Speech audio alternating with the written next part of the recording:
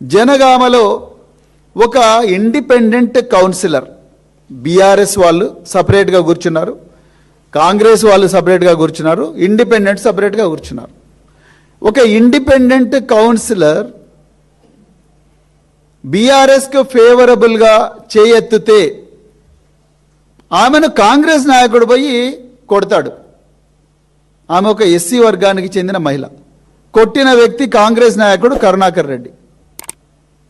మరి మల్లికార్జున ఖర్గే, మీరు ఏఐసిసి, మేము ఒక ఎస్సీ సామాజిక వర్గానికి చెందిన వ్యక్తిని ఏఐసిసి ప్రెసిడెంట్గా చేస్తున్నామని బాకా ఊదారు కదా.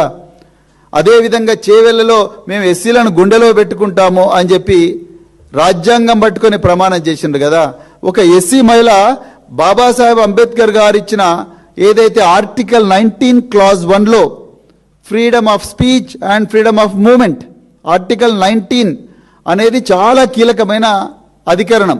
ఆ అధికరణం ద్వారా వచ్చిన ప్రాథమిక హక్కును వినియోగించుకొని రాజ్యాంగబద్ధంగా శాంతియుతంగా నేను బీఆర్ఎస్కే సపోర్ట్ చేస్తున్నానని చేయెత్తినప్పుడు మీ కాంగ్రెస్ నాయకులు పోయి కొడుతున్న దగ్గర వీడియో కూడా ఉన్నది. వీడియో ఇప్పుడు కనిపించదు కాబట్టి ఫోటో తీసిన స్క్రీన్ షాట్.